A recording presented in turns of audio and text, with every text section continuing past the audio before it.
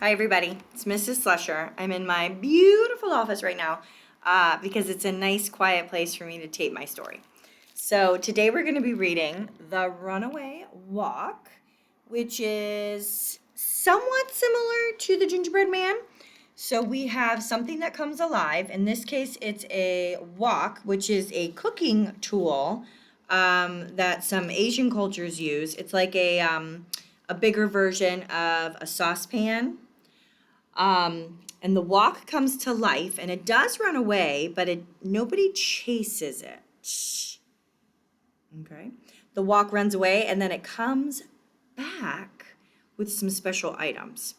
The wok also has a phrase that it likes to repeat, kind of like the gingerbread man, where he's like, "You can't catch me, I'm the gingerbread man," right? So this is the Runaway Wok, and it is a Chinese New Year's tale. Chinese New Year is also called the Lunar New Year, and it's in February this year. So here is The Runaway Wok by Ying Chang Compestine.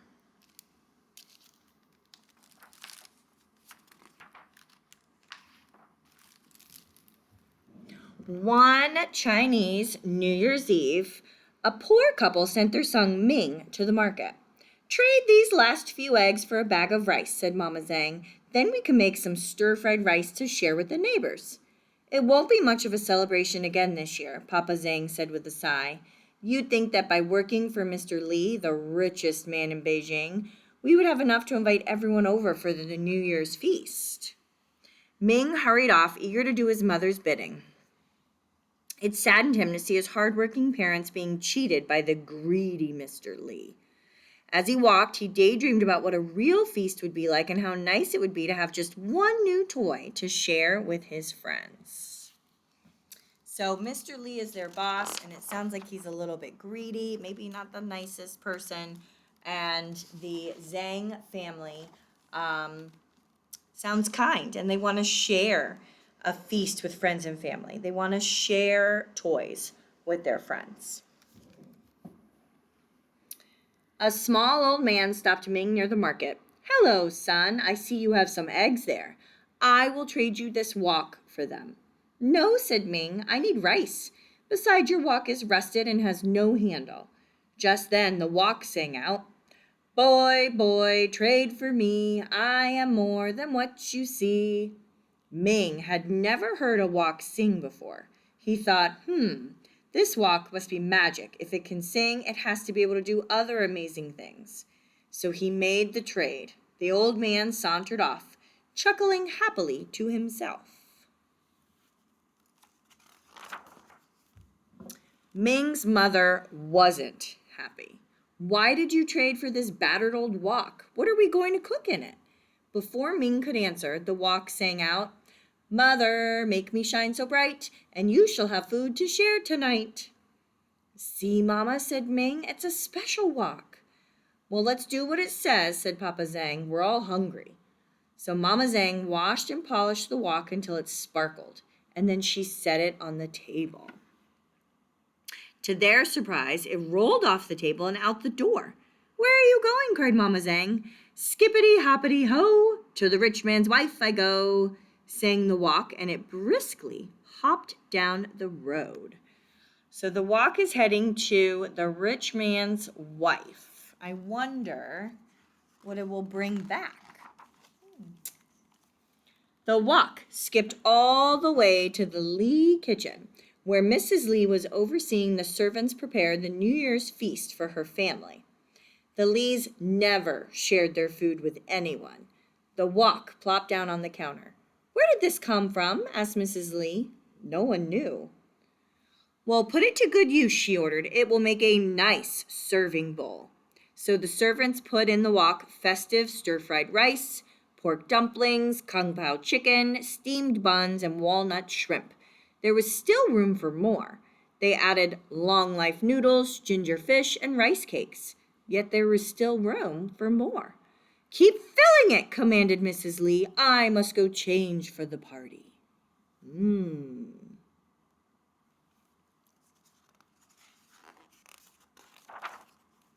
No sooner had the servants set the last bit of food in the wok than it jumped out the window. Skippity hoppity ho, to the poor man's house I go, sang the Wok as it trotted down the road, brimming with delicious food. Yum. So the Zhang family didn't have enough food, and the Wok has brought them a feast.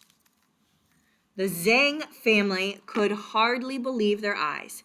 They gleefully removed the food and set up a big feast. As soon as it was empty, though, the Wok rolled out of the courtyard again. "Where are you going?" cried Ming. "Skippity hoppity ho, to the rich man's son I go," sang the Wok as it galloped away. So now it's going to see the son. It got food from the rich man's wife. I wonder what the Wok will bring back from the rich man's son. The Wok caught up with the rich man's son, Lan, at the market, who, though he had many toys, he never shared with other children. The Wok blocked the road in front of him. "What's this?" wondered Lon. "I could use it to hold all my goodies." And without bothering to find the owner, the boy grabbed the Wok. Lon bought fireworks, toy dragons, cymbals, and drums.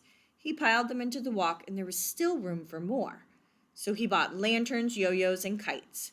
Finally, his arms grew tired, and he headed home. Look at all those fun toys. When Lan arrived home, he put down the Wok and went to find his mother. No sooner had he turned his back than the Wok hopped away. "Skippity hoppity ho, to the poor man's house I go." It pranced all the way back to the Zhang's house with all the goodies safe inside. Ming bounced with joy as he emptied the Wok. "There are enough toys here for all my friends," he exclaimed. The Wok rolled over to the door and out of their courtyard once again. "Where are you going?" called Mr. Zhang. "Skippity hoppity ho, to the rich man's house I go," sang the Wok as it spun down the road. So the Zhang family has food for a feast, plenty of toys to share with friends. I might have given you a peek, what is the Wok going to get from the rich man? The Wok arrived at Mr. Lee's shop just as he was counting the money that he had cheated out of the poor people of Beijing. It leapt through the window and landed on the counter in front of him. "Well, here's a nice pot to hold my money." Mr. Lee put handful after handful of gold coins into the Wok, and there was still room for more. He dragged out a bag from under his counter and dumped all the coins into it.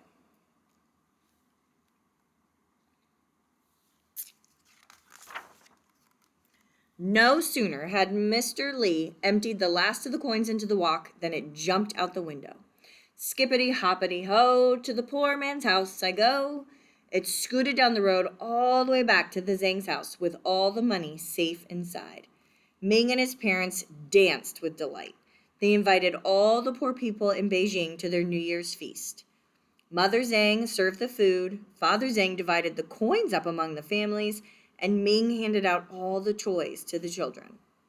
In the middle of the party, without anyone noticing, the Wok slid out the door again. "Skippity hoppity ho, to the rich man's house I go."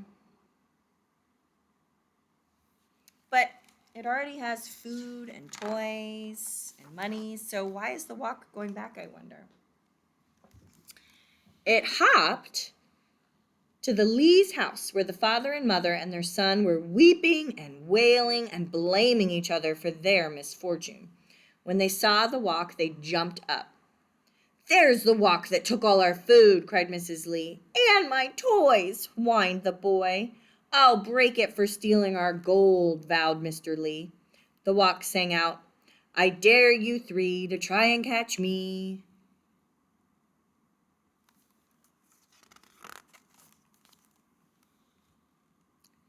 The Lee family chased after the Wok.